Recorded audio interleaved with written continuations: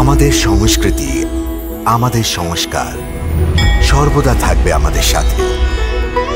ভারতের মহান গ্রন্থ আর কাব্যের সম্পূর্ণ সংকলন। সাবস্ক্রাইব করুন তিলক। আমরা স্বয়ং সত্যের খোঁজ করব, সমান্তক মণির খোঁজ করব। ওই মণিটা কোনো না কোনো জায়গায় তো হবেই।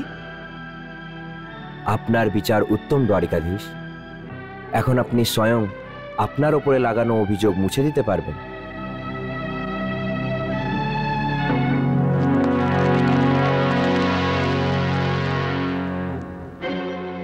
এখানেই প্রসেনজিতের ধনুক পেয়েছিলাম, আর এখানে ওর কাপুনি পাওয়া গিয়েছিল, আর ওখানে ওর পাগড়ি পেয়েছিলাম।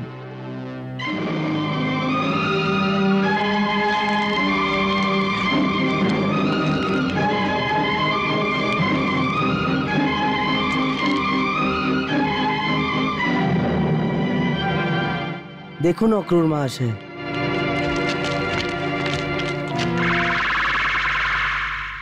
সিংহর পায়ের নিশান।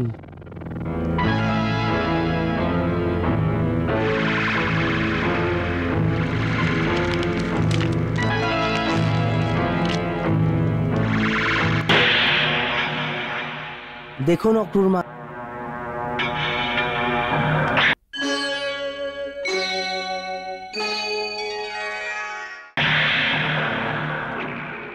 নিশ্চয়ই প্রসেনজিৎকে কোনো বাঘ কে নিয়েছে। সমন্তক মণিও এই গুফাতেই হবে, কেন কি বাঘের পায়ের নিশানও এই গুফা অবধি আছে। আপনারা এখানেই দাঁড়ান, আমি গুফাতে যাই। সত্যিকে বের করার জন্যে এটা খুব দরকার আছে। দ্বারিকাধীশ, আমি আপনাকে শুধু অনুরোধ করছি যে আপনি এই ভয়ানক এবং অন্ধকার গুহায় যাবেন না। আপনি যাবেন না। সিংহের পায়ের দাগও তো আমরা দেখতে পেয়েছি। হ্যাঁ, আমার ভয় হচ্ছে, আমাদের শিগগিরই কোনো নিরাপদ স্থানে চলে যাওয়া উচিত। হ্যাঁ, আপনারা আমার নিরাপত্তা চিন্তা করবেন না, ভয়কে মন থেকে বের করে দিন। আমি গুফাতে যাচ্ছি।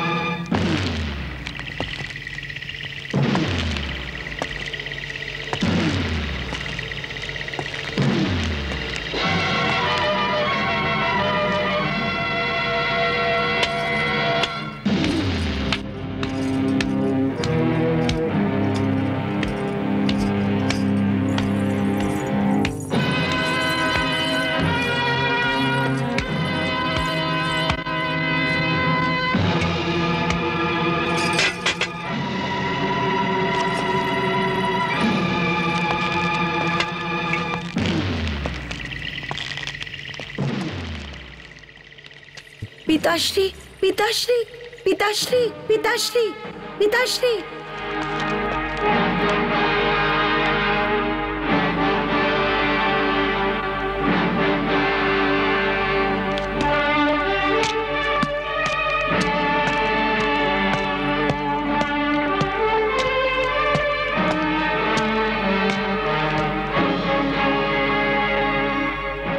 কে তুমি, আর এখানে কিসের জন্য এসছো?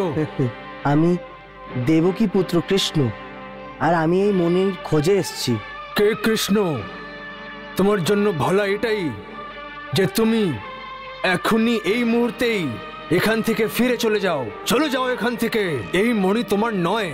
কিন্তু এই মণি যার, ওকেই ফেরত দিতে হবে, এই জন্য তো এসছি। কিন্তু এটাকে তো আমি সিংহকে মেরে প্রাপ্ত করেছি, তোমার এর উপরে কোনো অধিকার নেই। এখন এটা আমার পুত্রীর গয়না, আমি এটা দিতে পারবো না। মণি তো দিতেই হবে, যদি ভালোবেসে দিন অথবা জোর করে দিন। তাহলে কি তুমি আমাকে যুদ্ধের জন্য নিমন্ত্রণ দিচ্ছ, আর তাও জামবন্তকে? আপনি যেমন মনে করুন, আমাকে তো এই মণি প্রাপ্ত করতেই হবে, এটা আমার সংকল্প। আর আমি আমার লক্ষ্য থেকে কখনো বিচলিত হয়নি, কখনোই না। আচ্ছা, তাহলে তুমি মনির লোভে নিজের প্রাণকেও সমর্পিত করে দিচ্ছ। কি নাম বলছিলে তুমি? কৃষ্ণ? হ্যাঁ, কৃষ্ণ, দেবকী পুত্র কৃষ্ণ।